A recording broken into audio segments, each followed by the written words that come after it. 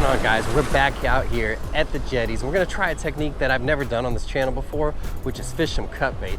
This time of year, you get some big old drums traveling around these inlets, and sometimes they can be hard to catch on artificial. So we're gonna throw out some big chunked pieces of cut bait. While those are soaking, probably gonna throw a little bit of lure around, see what else we can get. Either way, let's get to it. All right, guys, so I went out this morning and cast netted some nice, like 8-9 inch mullet, and we're just gonna cut these guys into steaks and throw them out there, see what happens. So, right here, nothing crazy special or fancy. We're just gonna cut the head off. And then maybe about 1/2 inch steaks right there. Just cut down. See right there? Got a nice, beautiful mullet steak. Let's get that out there. All right, we're just gonna bury that hook in there. Throw it out there like that. So what we're throwing this out on, if you guys can see, is just a Carolina rig with a really light 1/4 ounce egg weight. We got about 12 inches of leader going to a 2/0 bait hook. And the reason I like throwing these lighter weights is a lot of times, you know, I don't really care about the bait staying in one spot so much. This isn't, you know, like a boat where we're finding the fish on a depth finder and we're dropping down right on top of them, and I need to make sure that bait stays put in a specific spot. The fish could be running anywhere up and down these jetties. So the lighter weight lets that piece of bait look more like a natural piece of fish, kind of just floating in the current, which is great because this time of the year, these jetties tend to stack up with bluefish and Spanish mackerel. And those bluefish and Spanish mackerel, whenever they're eating, they're actually chunking some of those fish up, going at their tails with those sharp teeth. And schools of black drum and redfish will actually hang out around those guys and sit at the bottom and just get all the scraps from the toothy critters tearing the bait fish apart. All right, so while that soaks, we're just gonna toss the lure around a little bit.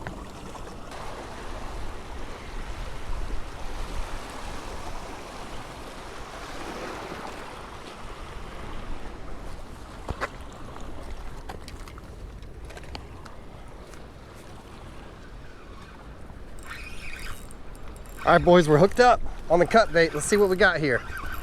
See what we got here. That's a big old speckled trout on the cut bait. Jesus. What a stud. There's a big old stud speckled trout on the cut bait. Man.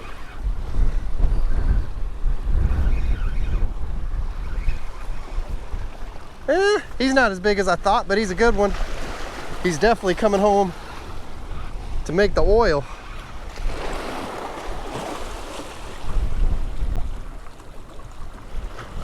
All right.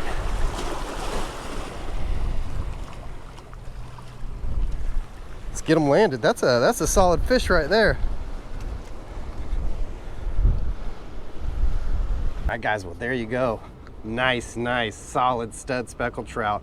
Last time we caught all those big fish, and I was like, man, we didn't have anything to measure, so I actually got a scale and a tape measure out here with me today, so we're gonna get a measure on this puppy.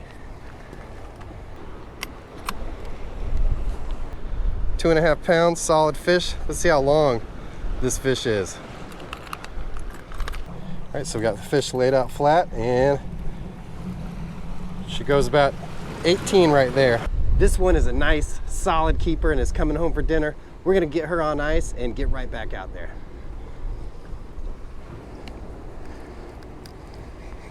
All right, that fish was actually gut hooked, which is another reason that we're keeping her. She's right borderline of the size speckled trout that I like to keep. I'm really shocked that that fish hit the cut bait. I mean, I've caught trout on dead baits before. It's just not the most common thing in the world, but I'm still hoping for a black drum or a redfish.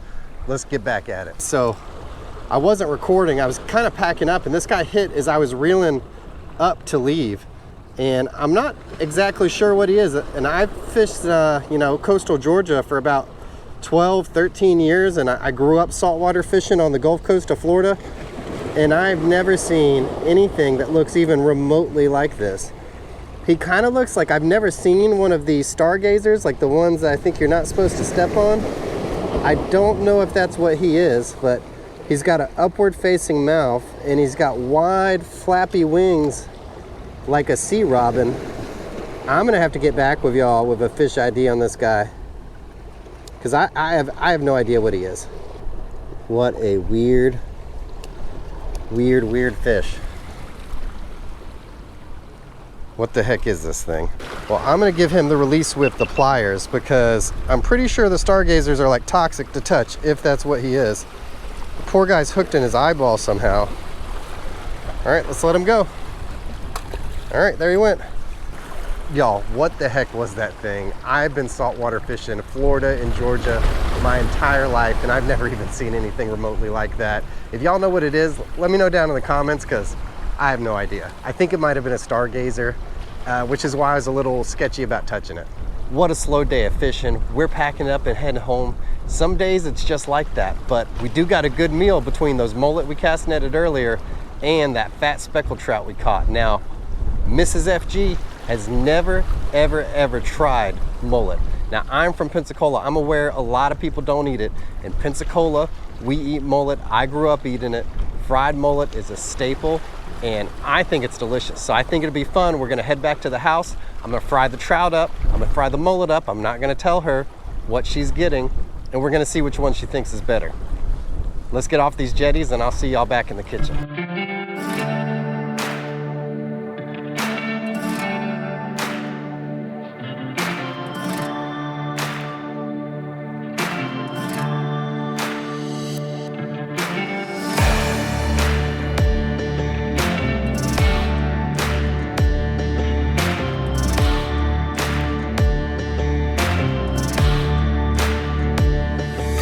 So here is our mullet.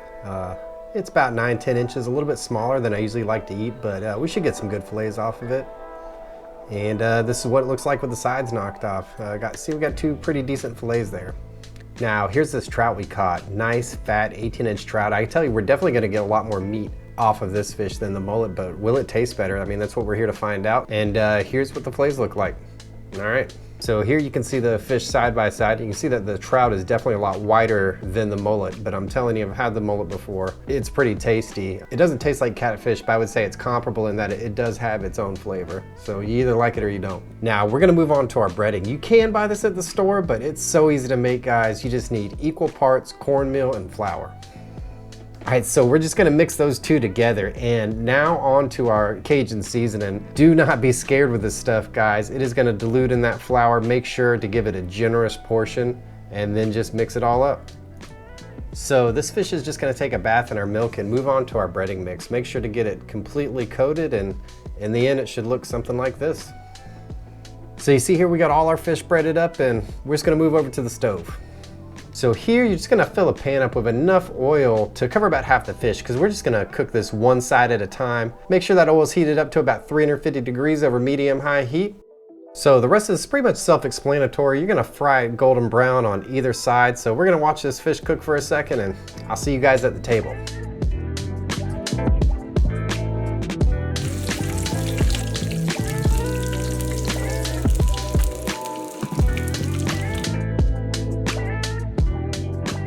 So we are back here with Mrs. FG. Now, India, you have had one of these fish before.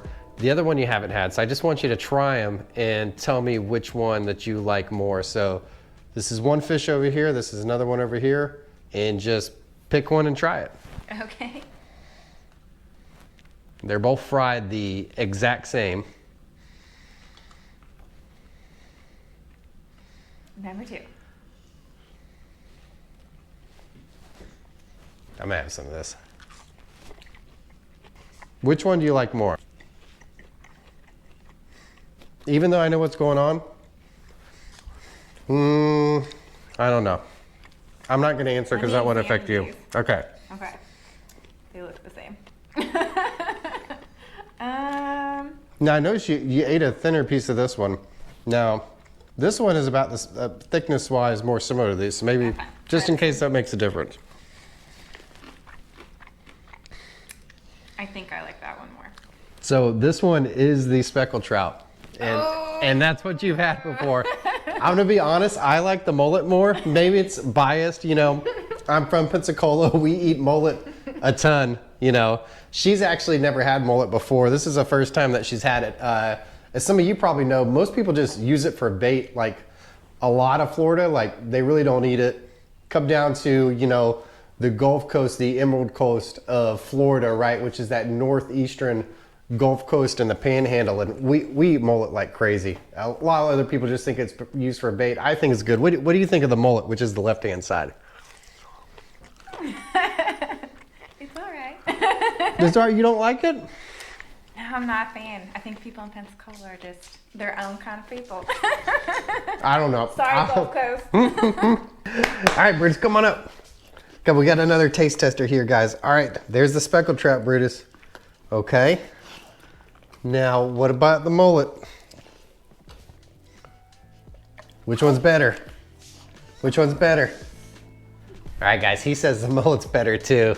I don't know what she's thinking, but I'm telling you, the mullet is not just bait. Next time you cast net some big mullet, give yourself a chance, fry them up. I promise you it's good, and we'll see you guys next time out on the water.